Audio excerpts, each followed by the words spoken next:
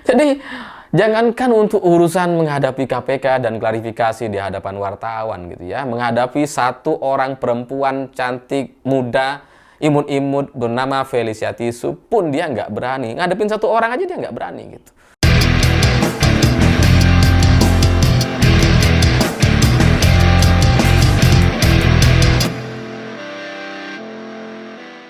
Selamat malam semuanya. Setelah Kaisang berada di Indonesia, kita pikir dia akan segera memberikan klarifikasi atau menjawab semua pertanyaan dari wartawan dan yang sebelumnya sudah ditanyakan oleh netizen. Tapi sampai sekarang, setelah beberapa hari, ternyata Kaisang belum memberikan pernyataan apa-apa terkait isu jet pribadi. Dan Kaisang ketika bertemu dengan wartawan, dia masih bungkam, masih diam, dan buru-buru pergi.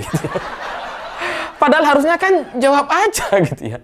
Bahwa kemudian setelah itu Kaisang mencoba memainkan emosi publik, emosi KPK gitu ya, dengan muncul di beberapa kegiatan, dengan muncul di rapat PSI, muncul di podcast dan sebagainya, itu untuk menjawab atau menantang pimpinan KPK yang sebelumnya mempertanyakan di mana keberadaan Kaisang. Karena sebelumnya kan ketika pimpinan KPK ingin mengirimkan surat pemanggilan gitu ya, mereka beralasan kami tidak tahu keberadaan Kaisang gitu. Dan setelah itu Kaisang coba berikan jawaban, coba tantangin gitu. Ini nih, saya ada di sini nih, ada di sini nih.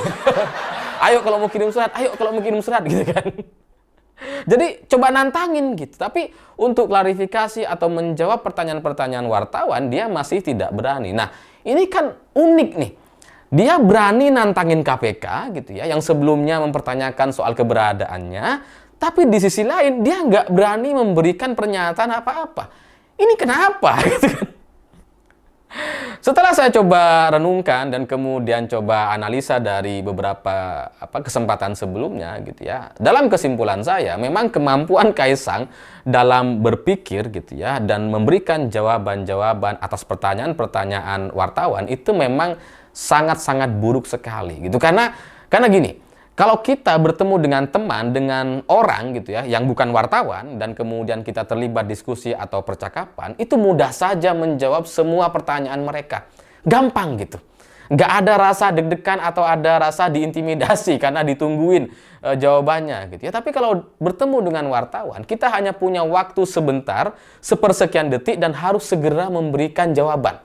Makanya Pak Jokowi kalau kita lihat ketika bertemu dengan wartawan kan, masih sering mengulang pertanyaan. Apanya gitu. Itu lagi mikir. Itu teknik gitu ya, yang dulu sempat kami ajari ya. Nah, kemampuan Kaisang untuk menjawab pertanyaan-pertanyaan wartawan itu memang sangat-sangat buruk sekali. Jadinya, kalau sampai sekarang dia tidak kunjung memberikan jawaban atau tidak berani menghadapi wartawan, ya karena emang nggak bisa gitu. Dia ngeblank nanti itu kalau ditanya gitu. Dan kalau kita ingat-ingat dulu ketika Kaisang di awal-awal menjadi ketua umum PSI gitu ya, setelah dilantik, itu kan ditanya tuh, apa kira-kira pesan kepada kader-kader PSI? Apa coba jawaban Kaisang? Jangan lupa pakai deodoran. Itu kan jawaban di luar galaksi, bukan cuma di luar nalar gitu ya, di luar galaksi. luar sekali gitu kan. Pakai deodoran. Ya karena di mana-mana yang namanya ketua umum partai, jawabannya tuh harusnya ya lebih bener gitu. Masa pakai deodoran gitu? Nggak lucu gitu. Kalau dia niat lucu ya nggak lucu, kalau dia niat serius nggak lucu.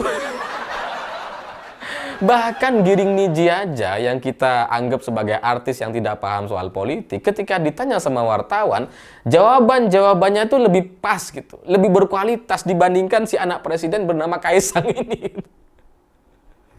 Ketika dia ditanya soal kasus HAM, kasus tahun 98 gitu ya, apa coba jawaban Kaisang? Oh, saya nggak tahu, waktu itu saya masih bayi.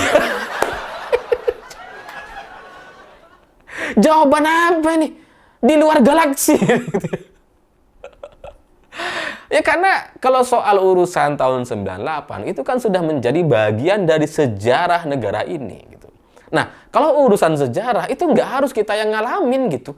Soal 98 itu saya juga masih berusia 8 tahun, tahu apa waktu itu gitu ya, di pelosok desa dan umur 8 tahun ya tahu apa gitu kan. Tapi rekam jejak sejarah, kemudian berita-berita dari artikel-artikel, buku-buku yang dituliskan, dari pengalaman orang-orang yang sampai hari ini masih ada, pengalaman kelam di tahun 98 itu kan bisa kita pelajari gitu. Ada banyak sumbernya gitu, dari media, ya YouTube, dan orang-orangnya masih hidup sampai sekarang gitu. Jadi kalau ada ketua umum partai bilang, oh saya nggak tahu, saya juga masih bayi waktu itu. Ini jawaban benar-benar di luar galaksi. Jadi ya memang karena kemampuan Kaisang untuk memberikan jawaban dan referensinya mungkin seterbatas itu, maka ketika dia harus menghadapi wartawan tuh dia coba untuk kabur-kaburan saja gitu. Karena memang dia ini nggak punya banyak referensi dan tidak bisa memberikan jawaban-jawaban yang pas dari pertanyaan-pertanyaan yang mungkin akan mengejutkan dia. Jangankan soal isu jet pribadi, jangankan soal dipanggil KPK dan kemudian menjawab KPK. Jangankan soal urusan gratifikasi yang begitu kompleks dan rumitnya gitu ya. Untuk menghadapi satu orang perempuan cantik imut-imut bernama Felicia Tisu, Kaisang ini nggak berani. Masih ingat kan kalian gitu ya, di mana Felicia Tisu ini ditinggalkan atau di ghosting sama Kaisang gitu ya. Dan setelah Kaisang menghilang, apa coba yang dia sampaikan? Nggak ada. Jadi jangankan ngadepin KPK, ngadepin Felicia Tisu, satu orang nih, nggak berani. Setelah dia bilang izin untuk menikahi Felicia Tisu gitu ya, sudah bilang kepada keluarganya, dan kemudian setelah itu tiba-tiba dia menghilang. Nggak ada penjelasan, nggak ada klarifikasi atau jawaban dari pernyataan-pernyataan yang sebelumnya sudah disampaikan sama Felicia Tisu dan keluarganya. Kan Felicia Tisu kakaknya tuh sudah memberikan pernyataan-pernyataan di YouTube gitu ya. Tapi apa yang dilakukan oleh Kaisang? Nggak ada satupun pernyataan yang bisa dia sampaikan. Kalaupun ada pura-pura diwawancara gitu ya, yang cuma durasinya sekitar berapa menit waktu itu gitu ya, dia cuma jawab apa? Ya itu kan sudah selesai, namanya pacaran dan sebagainya, sebatas itu gitu. Tapi sebelum itu nggak ada. Di luar itu, di luar soal soal isu pacaran atau sudah selesai, dia nggak bisa memberikan jawaban apa lagi. Jadi sudah disetting dengan wartawan yang pilihan dia sendiri atau suruhan dia pun tidak bisa memberikan jawaban apa-apa gitu. Nggak ada penjelasan soal masalah dengan Felicia Tisu. Dan ketika dia coba muncul gitu ya, mirip nih seperti si isu jet pribadi gitu. Yang dia itu tiba-tiba ghosting dan kemudian Felicia Tisu ini marah gitu ya, dia curhat di sosmed gitu ya. Apa yang coba yang dilakukan oleh Kaisang? Dia coba muncul ke publik dan kemudian coba menunjukkan kalau dia sudah punya pacar baru. Meskipun bukan juga sebenarnya, yang mbak-mbak siapa tuh ya, yang katanya stafnya Kaisang, yang banyak dihujat sama netizen, dianggap sebagai mbak-mbak alfa. Itu kan, itu cara-caranya Kaisang gitu, gaya-gaya orang yang tidak bisa bertanggung jawab atau menyampaikan klarifikasi terkait apa yang sudah dia lakukan. Dia coba muncul dengan orang lain dengan harapan orang bisa percaya kepada dia gitu, bahwa hubungan dengan Felicia Tisu sudah selesai dan dia sudah punya pacar baru. Ini kan sikap-sikap yang memang sangat-sangat di luar galaksi gitu kan. Orang-orang yang nggak mau bertanggung jawab atas apa yang sudah dia lakukan. Dia nggak berani menghadapi Felicia Tisu. Dan jangankan untuk mengklarifikasi soal gratifikasi gitu ya. Untuk urusan masalah pribadi dia sendiri, dia nggak berani tuh. Dia nggak berani bertanggung jawab gitu. Apalagi soal jet pribadi. Ya meskipun jet pribadi ini bukan pribadi. Ya karena kalau dengan Felicia Tisu, ini kan urusan pribadi gitu ya. Urusan percintaan dia, hubungan dia gitu ya. Pribadi lah. Tapi kalau soal jet pribadi, meskipun namanya pribadi, jet pribadi gitu ya, ini nggak pribadi, ini menjadi urusan negara, ini menjadi urusan hukum, gratifikasi, dan kasus korupsi. Yang kalau ditelusuri dan kemudian Kaisang tidak bisa memberikan jawaban yang pas kepada KPK, jelas dia akan jadi tersangka gitu. Jadi, jangankan untuk urusan menghadapi KPK dan klarifikasi di hadapan wartawan gitu ya, menghadapi satu orang perempuan cantik, muda, imut-imut bernama Felicia Tisu pun dia nggak berani. Ngadepin satu orang aja dia nggak berani gitu.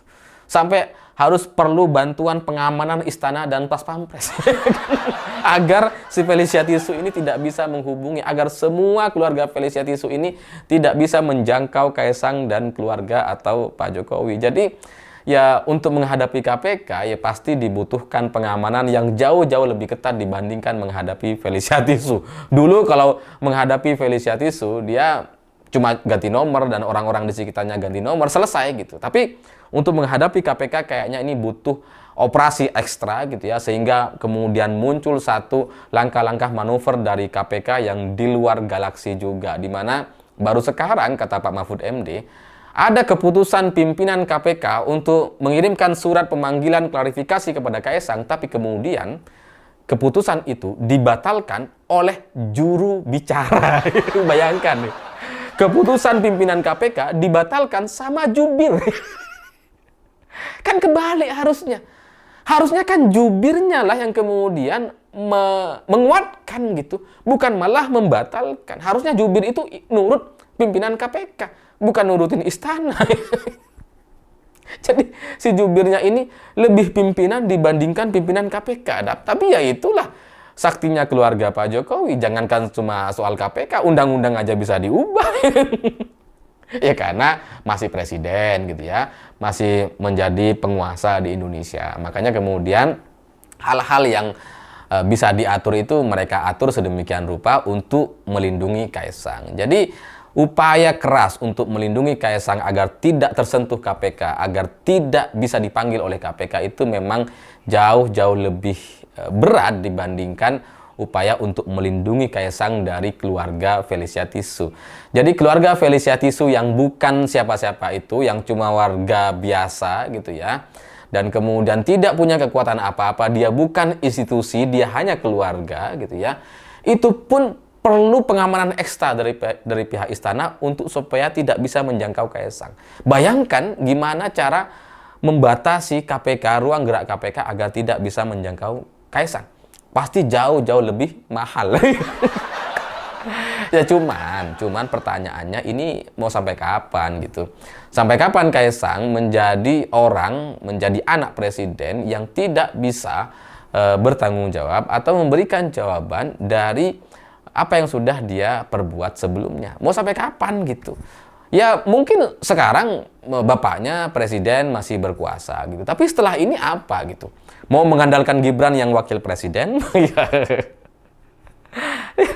ya itu harapan-harapan yang sulit untuk kemudian terlaksana gitu. Karena bahkan Gibran sekalipun itu nggak aman. Jangankan mengamankan Kaesang gitu ya. Gibran sendiri pun nggak aman ke depan. Gimana cara ngamanin Kaesang gitu. Dan ini juga sudah disampaikan sama Pak SBY gitu ya, bahwa jangan sampai ada matahari kembar. Dan kemudian beberapa hari yang lalu Prabowo ketika bertemu dengan Mbak Puan juga secara sengaja menyampaikan satu candaan bahwa ya maunya Mbak Puan ini jadi wakil presiden aja dibandingkan yang lain gitu ya. Jadi dari situasi terakhir tidak memungkinkan rasanya bagi Gibran untuk bisa melindungi Kaesang. Nah, kalau sudah situasinya seperti ini, seharusnya Kaesang bisa belajar, bisa memperbaiki strategi komunikasi dan langkah-langkah politiknya ke depan, karena bagaimanapun dia adalah ketua umum partai, ketua umum PSI. Sehingga untuk isu-isu yang seperti ini nggak bisa sama sekali dia hindari. Mungkin gitu ya, dengan Felicia Tisu dia berhasil hindari dan sangat bersih sekali. Bisa gitu ya. Tapi untuk urusan KPK, gratifikasi dan jet pribadi, ini gimana caranya? Selama dia masih menjadi ketua umum PSI, dia kan punya kewajiban untuk terus tampil gitu. Masa iya ketum partai nggak muncul-muncul di media? Kan lucu jadi. Jadi ya masih ada waktu sampai 20 Oktober, pergunakan waktu yang sebentar ini untuk mempersiapkan agar bisa berpolitik secara mandiri, untuk bisa berhadapan-hadapan minimal menghadapi pertanyaan-pertanyaan wartawan. Itu nggak sulit-sulit banget sebenarnya gitu ya. Kalau bisa dilatih dan kemudian untuk waktu 1 bulan ini rasanya cukup lah untuk kemudian bisa menghadapi wartawan dalam situasi apapun dan dalam isu apapun. Seberat apapun sebenarnya seorang politisi harus mampu untuk menjawab pertanyaan-pertanyaan wartawan. Karena ya kalau orang biasa nggak bisa memberikan jawaban ke wartawan atau tidak bisa memberikan jawaban-jawaban yang pas dan menenangkan, mungkin itu karena memang kita bukan politisi gitu ya, dan kita tidak punya kewajiban untuk itu. Tapi sebagai ketum partai, kalau langkah-langkahnya seperti ini gitu ya, ya saya pikir ke depan dia akan bermasalah. Mungkin sekarang semua elemen bisa dikerahkan dan kemudian dikendalikan. Tapi nanti setelah 20 Oktober siapa yang mau bantuin? Tapi apapun itu terserah saja gitu ya. Ini hanya masukan yang mungkin sangat mahal sekali, tapi saya berikan secara gratis. Saya pikir itu. Terima kasih sudah menonton. Begitulah kura-kura.